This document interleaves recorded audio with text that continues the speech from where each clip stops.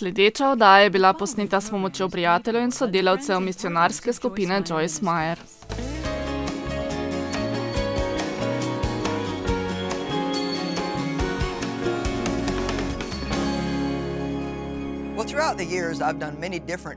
Veliko let sem poučevala na različnih krajih, kako imeti dober odnos do Boga, do sebe in do svojih bližnjih. Tako sem izbrala najboljše dele različnih predavanj in jih sestavila v predavanje, kjer so poudarjena različna področja osebnega odnosa. Ko boste končali s gledanjem oddaje, zakaj ne bi šli na mojo internetno stran, Facebook ali Twitter ter mi sporočili, kateri del vam je bil najbolj všeč. Zelo rada bi imela vaš odgovor. Lahko rečemo, da je današnje predavanje za vas. Kje se vi vidite na lestvici tistih ljudi, za katere skrbite? Ali se najdete prav na dnu te lestvice? Naj vam povem resnico, da je tako veliko ljudi, ki skrbijo za druge in ko to končajo, nimajo niti toliko časa, da bi prišli do sebe. Ali slišite sami sebe, ko si govorite, kdaj bo kdo nekaj storil tudi zame? Ali nekaj takšnega kot, jaz storim vse delo tukaj naokrog in nihče me ne spoštuje. Vidim, da glave kimajo, mnogi se strinjate z menoj. Vendar, če ne boste skrbeli sami zase, boste prispeli do točke, ko ne boste mogli skrbeti za druge. Prišli boste do točke, ko ne boste mogli skrbeti za druge ne na fizični ravni ali umski, niti na čustveni ravni. Mogoče boste prav to počeli, vendar s tako slabim odnosom, da si bodo vsi želeli, da tega sploh ne bi počeli. Ni sebično, če skrbite sami zase. To je modrost. Verjamem, da nam Bog daje odgovornost v 3 osnovnih odnosih. Sveto pismo govori o osebnem odnosu z Bogom, osebnem odnosu z ljudmi in, kar je tudi zelo pomembno, o osebnem odnosu s samim sabo. Za vas je nemogoče ljubiti druge, če ne ljubite samih sebe. To ni možno. Veste zakaj? Kajti vi ne morete dajati nečesa, česar nimate. Če nimate ljubezni, je vse brez veljave. Če se ne cenite, kako boste cenili koga drugega? Če se ne spoštujete, kako boste spoštovali koga drugega? Nemogoče je dajati to, česar nimate. Pred sabo imam kozarec vode in če mi rečete, daj mi požirek vode, vam lahko strežem, vendar če bi imel moj kozarec prazen, nič ne koristi, kako dolgo moledujete za vodo, vam je ne morem dati, ker je nimam. Leta in leta sem poskušala biti ljubeča osebnost, nikakor nisem mogla razumeti, kaj je moj problem. Resnično sem želela biti poslušna Svetemu pismu in ljubiti druge, ampak sem neprestano padala in sem končno spoznala, da zato, ker ne ljubim sebe. Nisem mogla biti usmiljena do drugih. Bila sem ostra, trdosrčna, kritična, obsojajoča. Od Boga še nisem prejela usmiljenja, tako tudi sama nisem bila sposobna usmiljena do drugih. Do sebe sem bila prezahtevna. Če ste prezahtevni do sebe, boste prezahtevni do drugih. Če od sebe zahtevate popolnost, boste tudi od vseh drugih zahtevali popolnost. Če se v vašem prezaposlenem življenju niste še nikoli o tem spraševali, je sedaj čas, da se ustavite.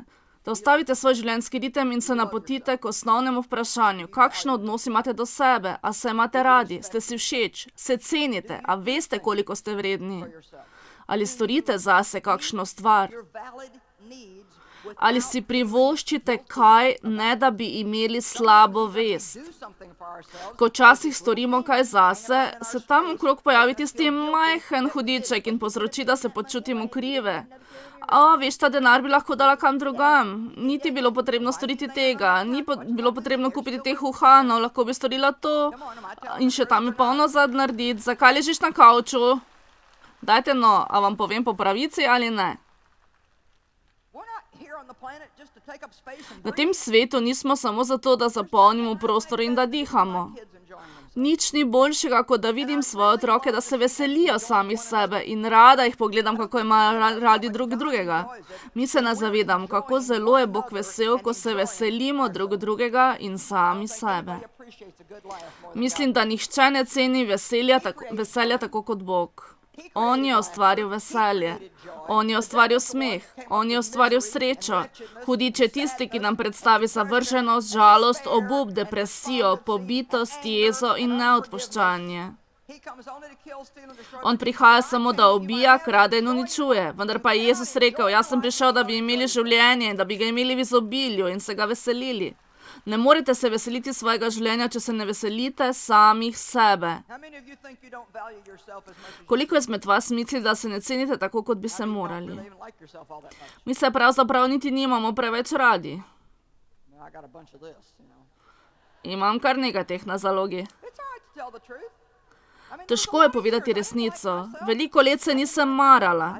Ni mi bil všeč moj glas, ni mi bila všeč moja osebnost, nisem marala svojega telesa, nisem marala tega in ne onega. Veste kaj? Sprijaznite se s svojimi nogami, kajti ti dve nogi ste dobili in sedaj sta vaši. In vas nosita okrog. Morate se naučiti, kako uporabiti to, kar ste prejeli, na najboljši možni način. Če lahko izboljšate, ampak če ste primorani živeti z njima, potem jo začnite ljubiti. Nič vam ne bo koristilo, če boste gledali druge ljudi in si mislili, ko bi izgledala tako kot ona, ko bi imela takšne lase, ko bi tako pela. Ne, to se ne bo zgodilo, naučite se, kako imate radi sebe.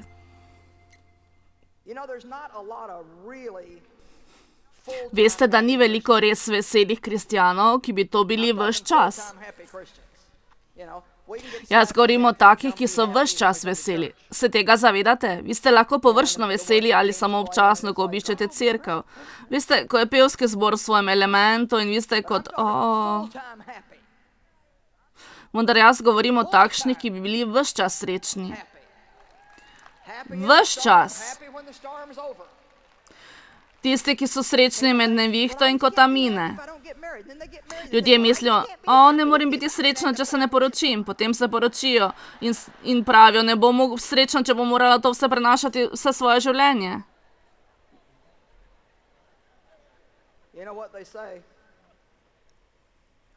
Veste, kaj pravijo? Samski so žalostni, poročeni pa jezni. Ne morem biti srečna. Če ne bom mogla imeti otrok, ne bom nikoli vesela. Ko bi otroci že končno odrasli in se odselili, drugače ne bom nikoli vesela. Ne morem biti vesela, če ne morem imeti večje hiše. Jaz ne morem biti vesela, ker moram vsak teden počistiti tako veliko hišo. Bog pravi, prosi in če tako prav, ti bom to tudi dal. Dal ti bom ob mojem času. Dal ti bom, ko boš za to pripravljen. Ne tedaj, ko ti misliš, da si pripravljen, ampak ko jaz vem, da boš pripravljen. Nimaš, ker nisi prosil. Prosite in boste prejeli, da bo vaše veselje popolno. Vendar jaz mislim, da ne morem biti srečna, če se moj mož ne spremeni. No, veste, tudi jaz sem tako mislila. Ni se spremenil čisto nič, ampak jaz sem sedaj zelo srečna. Res se ni spremenil. Mislim, niti ni bilo toliko narobe z njim, da bi začela pri njem. Jaz sem imela probleme in sem ves čas mislila, da se mora on spremeniti. Ko sem končno ugotovila, da moram biti odgovorna za svojo lastno srečo in se nehati naslanjati na druge, da bi me osrečili. Eden izmed razlogov, zakaj sem bila nesrečna, ker sem neprestano poskušala postati takšna oseba, ki jo Bog hoče, vendar sem vse to hotela storiti sama. Nisem se še naučila izreka nimaš, ker nisi prosila. Če sedaj v meni nekaj, kar bi morala spremeniti, samo prosim Boga, da to spremeni. Ne vmešavam se v brezupne poskuse, da bi sama kaj spremenila. Samo prebiram Božjo besedo in prosim Boga, da me spremeni. Ne poskušam se spremeniti sama sebe. Nimam časa, da bi poskušala plesati tako, da bi vsakemu ugajala. To sem poskušala v začetnih letih, vendar sem ostala brez uspeha in se skoraj ubila, tako da sem se odločila, Bog, ti moraš urediti tako, da me bodo vzljubili, jaz sem takšna, kot sem in to je to. Za vas ne morem izbrati druge poti, vsak ima svojo pot, ti imaš drugačno in ti prav tako. Tako verjamem, da mi je bil Bog naklonjen. Molite, da se vrata odprejo. Molite, da Bog odpre vrata, ki jih vi ne morete odpreti in zapre tista, ki morajo biti zaprta in jih vi nočete zapreti. A ste me slišali? Ne molite samo, da Bog odpre vrata, ampak molite tudi, da Bog zapre vrata v vašem življenju, tista, ki bi morala biti zaprta. Do Boga bodite že enkrat odkriti. Bodite odgovorni za nekoga in se spovejte stvari. Prosite za molitev. Vi boste razrezili hudiča, ko boste to storili, kajti on hoče, da vse skupaj skrijete in se nadenete plastično masko. Hvaljen bodi Gospod. Vendar pa ste v sebi, v notranjosti popolnoma uničeni. Ko skrivamo stvari, storimo neverjetne stvari sami sebi. Ni potrebno, da se gremo igrice drug z drugim. Ni potrebno, da smo popolni ljudje. Ni potrebno, da ste ves teden popolni. Kakšen je bil tvoj včerajšnji dan? Včeraj sem se počutila res slabo. Ves dan sem bila slabo. Vendar vam zagotavljam, da je Bog ljubezniv in mi je pripravljen odpuščati. O tem sem mu govorila. On mi je odpustil in vi lahko molite zame, kajti potrebujem pomoč, ki jo lahko prejmem. Amen. Ne, tako, če vas kdo vpraša o včerajšnjem počutju, ko ga spraša, kako ste se počutili in rečete, fino. Kar bi morali vsak dan najprej izreči, da se zahvalite Bogu za ta dan. Rečite, vem, da brez tebe ne morem ničesar storiti, prosim, bodi z mano in pomagaj mi v stvarih, ki jih opravljam. To te prosim. Prosim te, da bi lahko vzgajala svoje otroke in pri tem ne ponorela. Prosim te, da bi bil zmožen voziti na delo v gneči in se pri tem ne bi jezil ali počel neumnih stvari. Prosim te, da se danes ne bom preveč najedel, kajti ti veš, da sem slaboten na tem področju. Jaz prosim Boga, moramo ga prositi. V molitvi je izjemna, neverjetna moč. Ko pravični človek moli, mu je omogočena neverjetna moč. Rekli boste, to je moj problem, kajti jaz nisem pravična. Če ste ponovno rojeni, potem ste pravični v Bogu po Kristusovi krvi. Verjetno ne storite vsega prav, vendar pa ste v pravem odnosu do Boga. Koliko izmed vas občuti krivdo v svojem življenju, ki je tako težko breme, da vam preseda in se želite naučiti, kako živeti onstran tega? V svojem življenju imam neverjetno težko, strašno breme krivde. Vendar pa danes lahko stojim tukaj pred vami in čeprav je bil zelo težek boj, ki je zahteval veliko študija in premišljevanja, sem bila popolnoma osvobojena od krivde in obsodbe. To ne pomeni, da ko storim nekaj narobe, ne obžalujem tega dejanja. Jaz nočem delati napak. Tega ne maram, kadar čutim, da takrat ranim Božje srce. Vendar pa mislim, da je razlika, ko imamo slabo vest v zdravem smislu, ko razžalite Božje srce, to priznate, se pogovarjate z Bogom, si pridobite odpuščanje in nadaljujete z življenjem. To je popolnoma drugače, kakor nositi s sabo neznosno breme krivde in dopustiti, da vas to tišči k tlom in da vam dan za dnem krade življenje. Dan za dnem. Jezus je za nas vse napravil, kar je mogel. In sedaj čaka na nas, da mu verujemo. In sedaj vam bom jasno pokazala, da on ni samo odpustil naših grehov, ampak je celo odpravil našo krivdo. Pa če naj to verjamemo ali ne. Nikar ne živite po svojih občutkih, ampak začnite živeti po Božji besedi.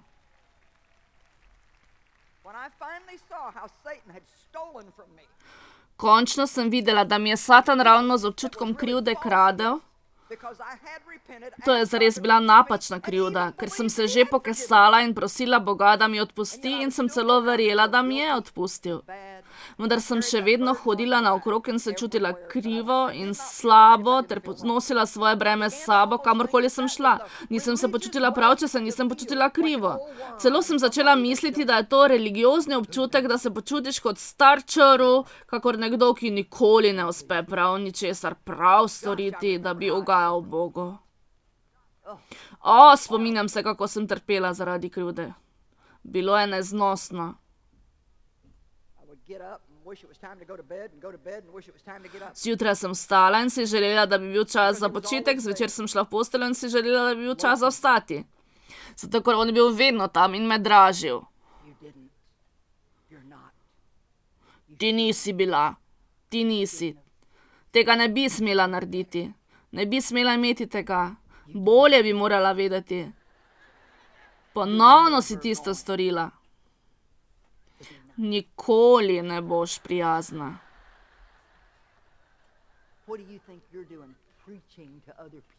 Kdo pa si misliš, da si, da to počneš, da pridigaš drugim ljudem? No, razjezila bom vse religiozne demone, ko bom izrekla: danes stojim tukaj pred vami in nimam niti grama slabe vesti o ničemer.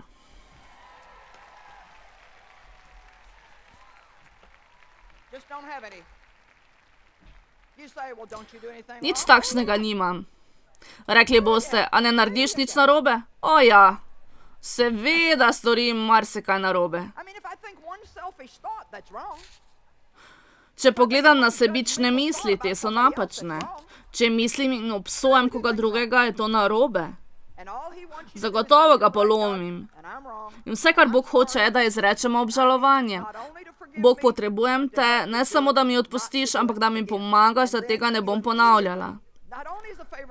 Nato se brez odlašanja napotite k naslednji stvari, ki vam jo je Bog pripravil. Tega ne storite samo iz naklonjenosti do sebe, ampak tudi zaradi naklonjenosti do Boga. Ne vlačite tega s seboj in ko napravite drugo napako, vlečete še tisto s seboj.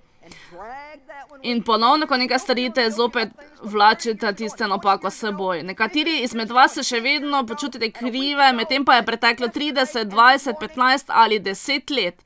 Ali pa občutite krivdo od prejšnjega tedna, od včeraj ali morda od danes zjutraj. Dajte no. Kar nas Sveto pismo zares uči, je, da je Kristus temelj. Mi pa smo po njem dediči. Vse, za kar je on trpel, da bi nam prislužil, vsako zmago, ki jo je za nas izbojeval, ko je na križ vzel naše grehe in za nas umrl. Tisti trenutek je greh izgubil svojo moč nad vsakim, ki zares veruje v Jezusa Kristusa. Kajti kar je Bog Oče videl tistega dne v Kristusu na križu je, da je videl vsako osebo, ki bo kdajkoli verovala v njegovega Sina Jezusa Kristusa in se mu duhovno predala v svoje odrešenje. Duhovno smo mi bili v njem, ko je umrl. Z njim smo bili, ko je vstal od mrtvih. Kakor pravi Sveto pismo, prav sedaj sedimo po Jezusu Kristusu na nebeškem prestolu. Čeprav smo prav tukaj, smo tudi duhovno v njem. Če ne veste, kdo ste v Kristusu, potem tega ne boste nikoli dojeli. To ni nekaj takšnega, kot upam, da mogoče je, naj bo, ampak to je dejstvo. Tako kot nekaj takega, tukaj na tem prostoru, popolnoma končano, je že dovršeno. Vaše ime je v nebesih in vaš dom je že postavljen. Vaše ime je zapisano. Vse je že pripravljeno. Amen. Mi se od tukaj samo temu približujemo in hodimo po poti. Mrtva sem grehu in živa v Kristusu. Mrtva za greh in živa za Kristusa. Malo počakajte. Za tiste, ki so v Kristusu, ni obsodbe. Žal mi je, pokorila sem se, odpuščeno mi je bilo, hudič tebe to nič ne zadeva, še naprej napredujem in sem v osebnem odnosu z Bogom ter hodim naprej z njim. Ponavadi pa se zgodi, da ljudje kar obtičijo nekje in nehajo rasti. V življenju nikoli ne izkušajo tistega veselja, ki jim ga je pripravil Jezus. On, ki ni poznal greha, je zaradi nas postal greh. On je prevzel vse naše grehe. Če jih je prevzel in za njih plačal, potem nam ni potrebno, da jih obdržimo in plačujemo zanje. Ne samo grehi, ki smo jih zagrešili, preden smo prosili Kristusa odpuščanje, ampak vsak greh, ki ga bo kdo kdajkoli storil v svojem življenju na planetu Zemlja. Na križ je vzel vse naše grehe, prav vse. Napotimo se k 10. vrstici, pismo Rimljanom 6:10. Kajti kar je umrlo zaradi greha, enkrat za vselej, kar pa živi, živi Bogu. On je bil v nenehnem osebnem odnosu z Bogom. Če živimo neokrnjen oseben odnos z Bogom, si pridobimo zmago nad grehom. Ne poskušajte živeti pod postavo in si narediti celega spiska stvari, za katere mislite, da jih morate storiti, kajti drugače bi bil Bog jezen na vas. Pustite pravila ob strani in se zavedate, da je Jezus že uresničil postavo. On je dopolnil postavo, jo napisal v vaše srce in če prijateljujete z njim in ste blizu Bogu, bolje veste, kar je prav in kaj je narobe. Bolj ste blizu Bogu, več moči boste imeli, da boste storili prave stvari in se odrekli napačnim.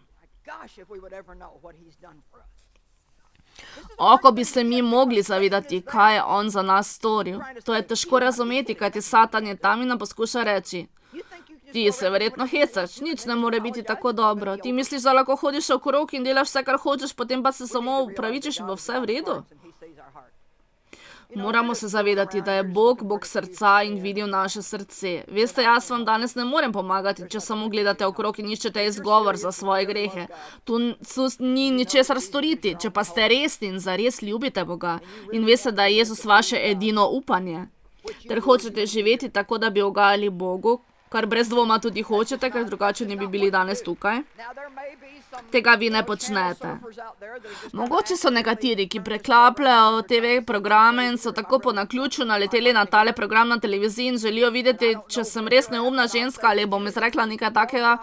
Ne vem, kje ste, vendar bom rekla, da če ljubite Boga in ste sprejeli Jezusa Kristusa za odrešenika, ter zares želite živeti takšno življenje, za katerega je Jezus umrl, potem ne boste preobremenjeni s krivdo in obsodbo nad vsem, kar ste kdajkoli narobe storili. Nič ni takšnega, da Bog tega ne bi mogel popraviti po krvi Jezusa Kristusa. Prav nič. Ali je kdo izmed vas postal preutrujen, ko je delal na sebi? Ali ste se kdaj vprašali, da bolj ko se trudite, da nečesa ne bi počeli, bolj to počnete? V cerkvi slišim sporočilo, da naj ne govorim preveč ali da naj ne izrečem napačnih stvari in se s tem strinjam. Potem grem domov, postavim stražo pred svoja usta in ne izrečem niti besede, kajti če ne izrečem ničesar, ne morem pasti v težave. Meso vedno gre iz enega ekstrema v drugega. Govorim preveč, a to je moje človeške mišljenje, da sploh ne bom govorila. Kar pa vsi vemo, da to ne gre. Vsak se bo spraševal, kaj je z mano narobe. Na to se bom razjezila zaradi misli, da ne maraš, če govorim in ne maraš, če ne govorim. Ne oziram se na to, kar počnem, kajti vsem ljudem ne morem ustreči, ali vsakdo razume, o čem govorim danes. Vidite, jaz se nisem zavedala, da spremembe mora priti od znotraj navzven. Spremeniti sem se hotela na zunaj. Kar bi morala izreči je: Bog, veš, to sporočilo me je obsodilo, na tem področju imam zares probleme, vendar sama sebe ne morem spremeniti. Bog, potrebujem te, da me ti spremeniš. Zaupam ti, Bog, da me boš spremenil. Bog, potrebujem milost, milost in še več milosti, da mi pomagaš na tem področju. In potem, ko sem se popolnoma predala Bogu, preko vire dosežem njegovo moč in kar naenkrat bom opazila, da se spreminjam. Wow! Spreminjam se. Niti ne bom vedela, kako se je to zgodilo. Naenkrat ne bom več izrekla toliko neumnih stvari, kot sem jih prej. Wow! To mora biti Bog. To on tudi želi. Galačanom 3. poglavje 5. vrstica. Mar taki vam daje duha in dela med vami čudeže, to dela zaradi del postave ali zaradi vere v to, kar ste slišali?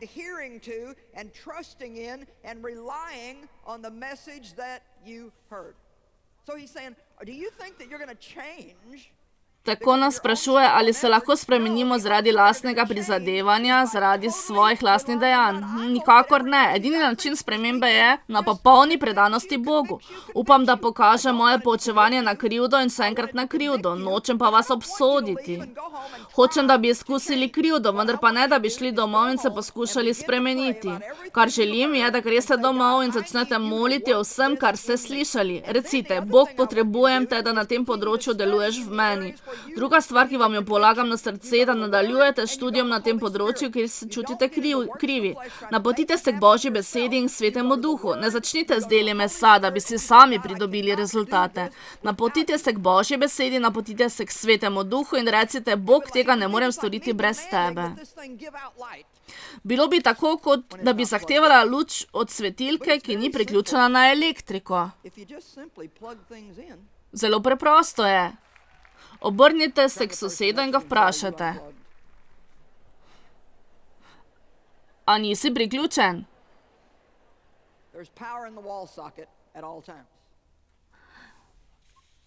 V zidu je vtičnica in tam je moč ves čas. Ti se moraš samo priključiti na energijo. Kako se priključite? Z vero. Bog, potrebujem te, nič nisem brez tebe, zaupam ti. Na tebe se naslonim, predajam se ti. O, koliko let sem poskušala spremeniti svojega moža. Mislim, a si predstavljate?